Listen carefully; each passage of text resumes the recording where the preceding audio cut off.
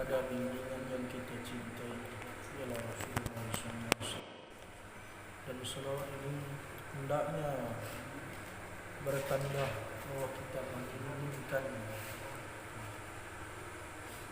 kebahagiaan daripada Rasulullah SAW, bahwa beliau akan bahagia apabila umat-umatnya berselawat atasnya.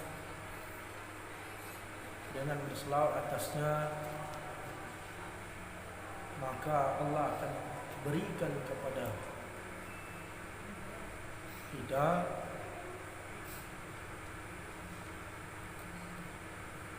jiwa yang tidak pernah berhenti untuk berselawat, dan jiwa yang selalu ingin berselawat, karena di dalam selawat memiliki kegembiraan yang sangat dalam.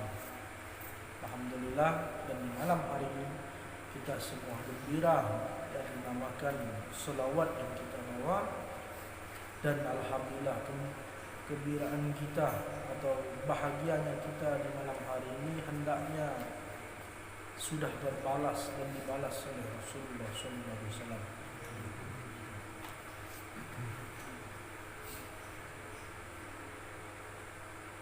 Syukur kepada Allah semata-mata yang telah memberikan rahmat dan nikmat yang banyak kepada kita, sehingga tidak pernah henti-hentinya Allah memperhatikan kita. Ia memperhatikan kita layaknya seperti kekasih, yang dimana perhatian ini menyentuh kalbu kita atau hati kita. Ya, ini dari tidur kita diperhatikan oleh Allah, dari bangunnya kita dari tidur itu pun diperhatikan oleh Allah, sehingga apa-apa yang menjadi kebutuhan kita pun itu pun diperhatikan oleh Allah Subhanahu wa taala. Hanya malam hari ini adalah malam yang mulia, hendaknya kita membahas tentang didiklah jasad dengan didikan syariat, didiklah batin dengan didikan tasawuf. Nah, ini judul kita di malam hari ini.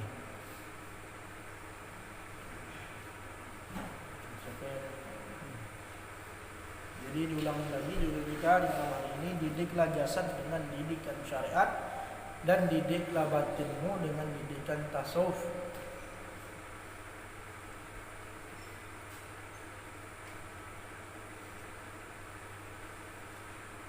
Dan pembahasan ini ada pada kitab Nurul Hidayah. Kalau kita katakan ini masih di dalam bab kedua. Dan langsung saja kita masuk di dalam pembahasan. Didiklah jasad dengan didikan syariat.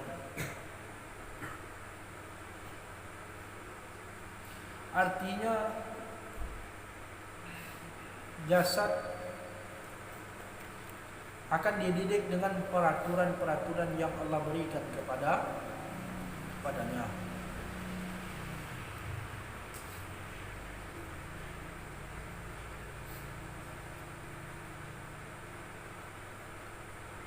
Di sini dijelaskan bahwa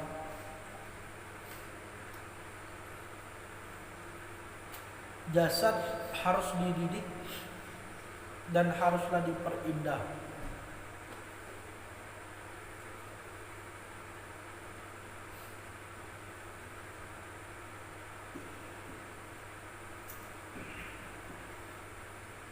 Didikan jasad di sini telah diterangkan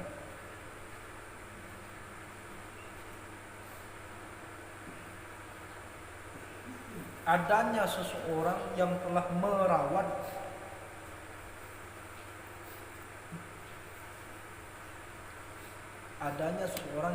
merawat jasadnya sendiri.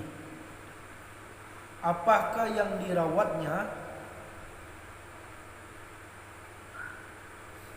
Terutama yang dirawatnya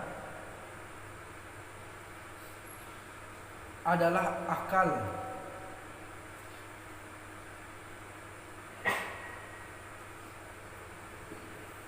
Kenapa mesti akal dirawat? Karena akal inilah tempatnya manusia bercermin, dan akal ini juga tempatnya manusia berpikir, dan akal juga tempatnya manusia memilih.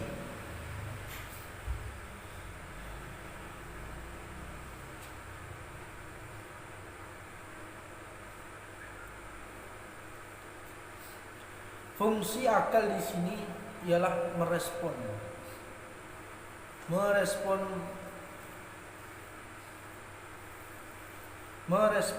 suatu hal atau suatu peristiwa.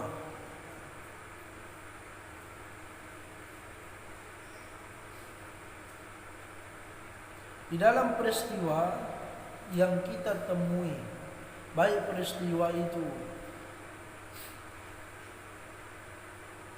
yang adanya di ruang lingkup atau di luar ruang lingkup,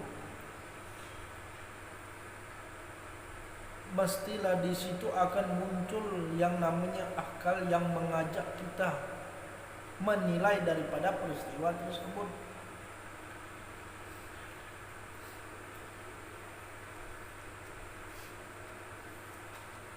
Nah, di sini diterangkan kalian akan melihat bahwa akal akan mengajari kalian indahnya memilih jalan.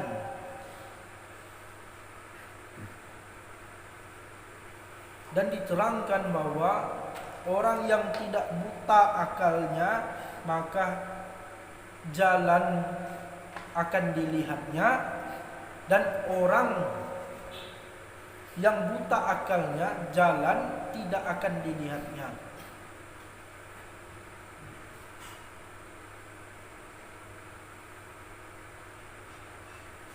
Ulang lagi.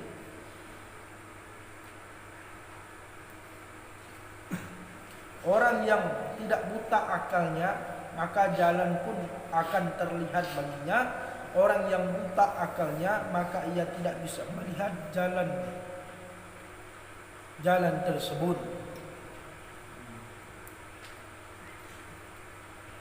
Umpama orang yang tidak buta akalnya ialah orang yang menjadikan dunia itu bekerja keras dan menjadikan akhirat itu tempat beristirahat.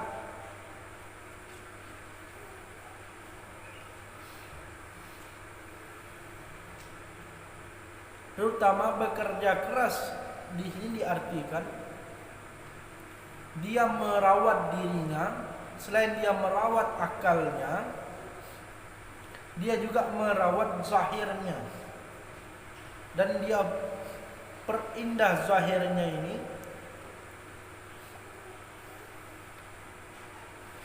dengan tuntunan-tuntunan syariat yang Allah sudah terangkan. Tuntunan syariat yang Allah sudah terangkan itu salah satunya adalah didiklah jasadmu sebagaimana didikan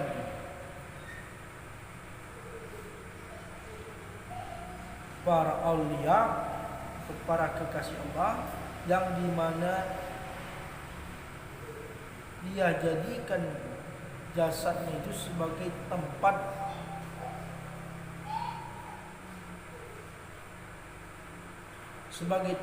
kehambaan. Nah, kalau kita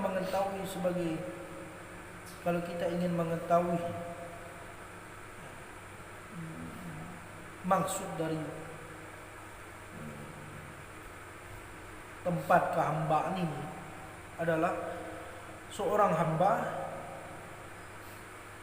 yang di hadapan Tuhannya, walaupun dia beriman, tapi dia tidak mengatakan dia beriman. Walaupun dia memiliki amal, dia tidak mengatakan dirinya beramal. Walaupun dia memiliki sifat warak, tetapi di hadapan Tuhannya dia tidak mengakui bahwa dia bersifat warak. Akan tetapi di hadapan Tuhannya dia mengakui sebagai hamba yang bersifat dhaif atau bersifat lemah, dan kelemahan ini yang diperlihatkannya di hadapan Tuhan, dan sehingga di hadapan Tuhan itu dia menjadi mulia. Nah, tidaklah mulia seseorang hamba yang dimana dia datang kepada Allah dengan keimanannya. Tidaklah mulia seorang hamba yang datang dengan amalnya. Tidaklah seorang hamba mulia yang datang kepada Allah dengan membawa sifat waraknya. Kenapa saya katakan tidak mulia seseorang itu? Nah, kenapa saya katakan tidak mulia seseorang? Karena seseorang itu membawa apa? Karena seorang itu membawa 3 sifat yang kita katakan 3 sifat itu atas dasarnya dihasilkan oleh manusia dengan usaha manusia, dan di atas usaha itu manusia tidak boleh memiliki sifat pengakuan. Sifat pengakuan ini diperjelas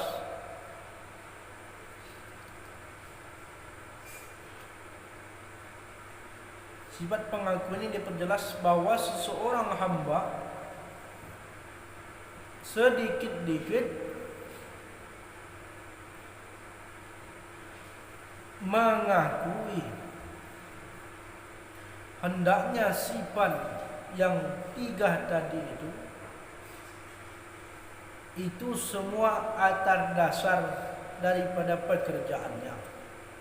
Kalaulah di dalam pandangan atau kacamata syariat, hendaknya perbuatan itu dibenarkan. Kalaulah dalam kacamata hakikat, perbuatan itu tidak dibenarkan. Kenapa dikatakan tidak dibenarkan? Karena tadi seluruh manusia yang ada di muka bumi ini telah Allah katakan, engkau bersifat la haula wala, tiada daya dan tiada upaya. Dengan tiada daya manusia, dengan tiada upaya manusia, wajibkah manusia tadi mengakui kebisaannya di dalam beribadah? Sesungguh tidak wajib. Sebab apa? Sebab kalaulah kita ingin mulia di mata Allah, walaupun 3 sifat itu kita hasilkan, terutama kita beriman, mengimani Allah dan Rasul, kita beramal dengan amalan para Rasul atau sunnah-sunnahnya, walaupun tak semua kita kerjakan sunnah itu, akan tetapi Rasulullah berkata, hendaknya aku mencintai seseorang yang beramal dengan satu amalan kalau dikerja dengan rutin dan dengan istiqomah, dan sesungguhnya hamba itu sangat-sangat aku cintai. Nah, diterangkan bahwa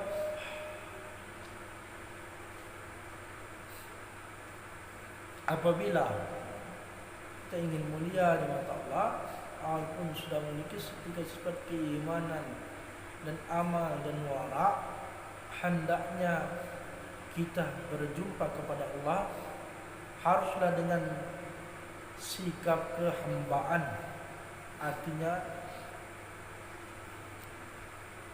tidak ada dasar kita di hadapan Allah tadi untuk membangga-banggakan hasil pekerjaan kita, padahal apa yang kita kerjakan selama ini semuanya atas dasar kekuatan Allah Subhanahu wa taala yang menolong dan memperbaiki sikap-sikap manusia. Insyaallah terpahamkan? Insyaallah terpahamkan. Nah, datanglah kalian kepada Allah. Apabila kalian datang kepada Allah, maka kalian akan kembali tidak membawa kekesalan atau tidak membawa salah satu sifat kekecewaan. Nah, orang yang mestinya datang kepada Allah, hendaknya dia memikirkan kehidupannya. Nah, untuk apa dia dihidupkan? Mesti di dalam hidupnya itu bertujuan yang benar, yang jelas. Ini sebagaimana Allah terangkan, tidaklah aku jadikan manusia itu hidup dengan hidup yang tak berguna, akan tetapi hidup yang berguna. Dan diasalkan manusia itu pandai mengambil salah satu manfaat nikmat yang aku berikan kepadanya.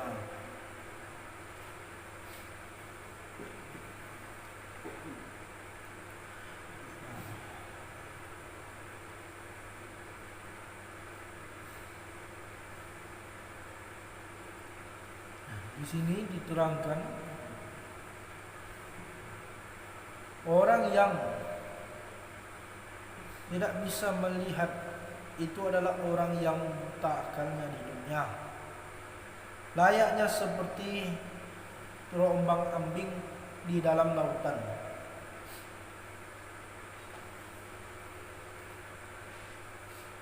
Padahal Allah telah memberinya gayung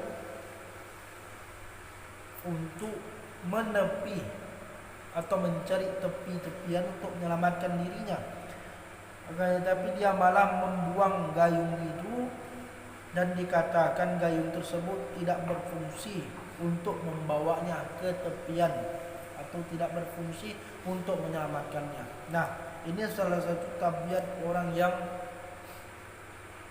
buta akalnya, yang tidak bisa melihat di dunia, yang diumpamakan seperti berada di dalam lautan yang luas, dan dia seseorang diri di dalam lautan itu, dan di atas kapal atau perahu yang kecil, yang di mana Allah memberikan gayung untuk ke tepi untuk menyelamatkannya, akan tetapi dia buang gayung itu dan dikatakan ini tidak menyelamatkanku.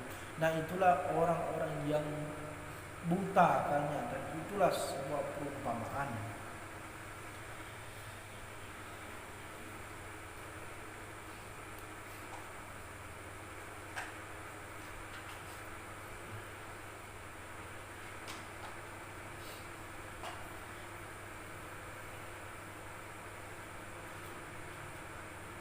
Kenapa di sini diterangkan harus merawat akal?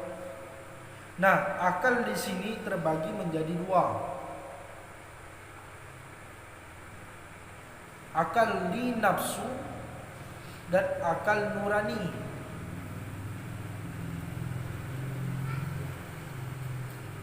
Manusia tidak akan menemukan akal nuraninya apabila di dalam sehari-hari manusia masih memakai akal yang bersifat nafsu.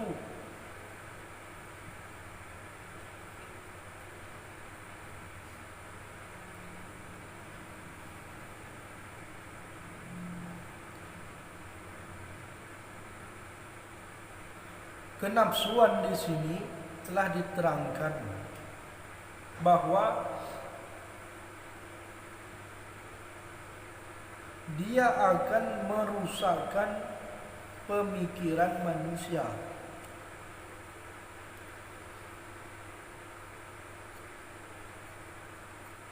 Dengan menggantikan pemikiran yang layaknya seperti pemikiran binatang.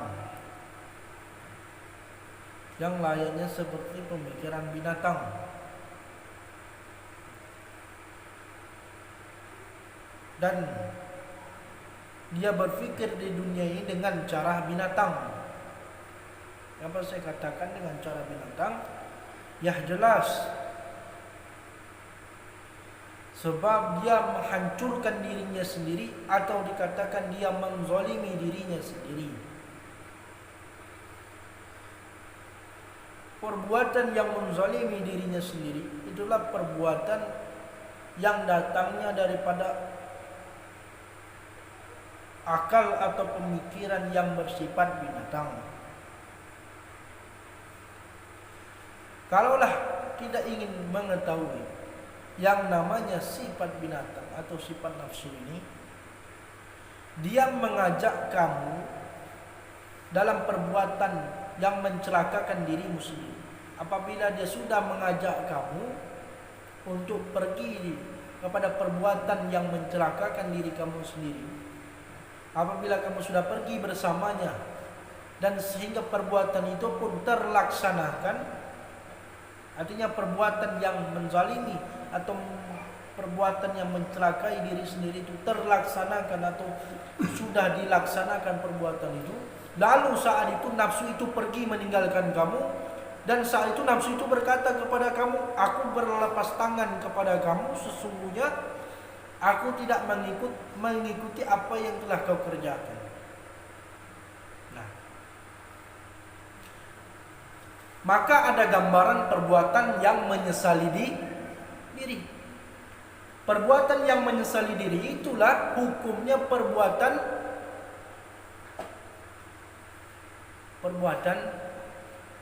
nafsu.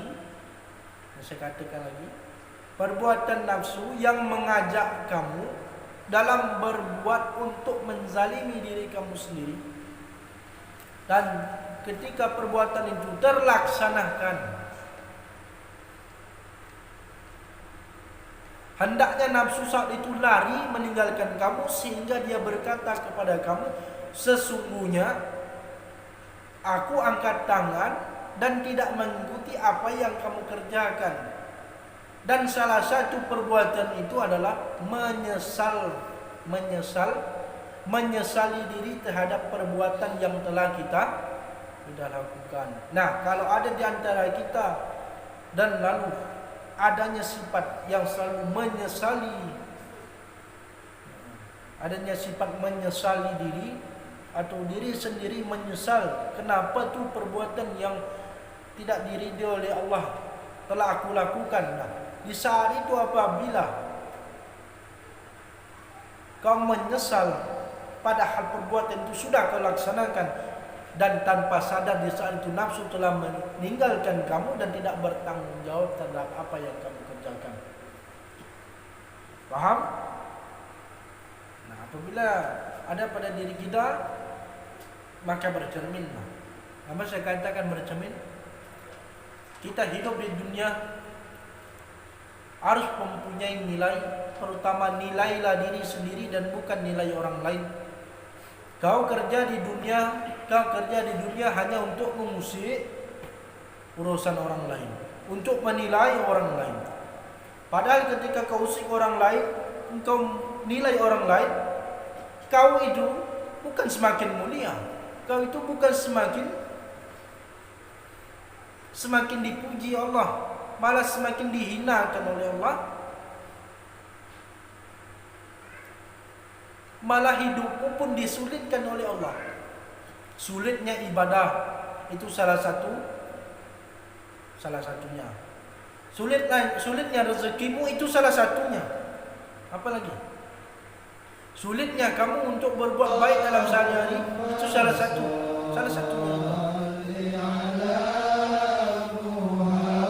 Paham? Allahumma salli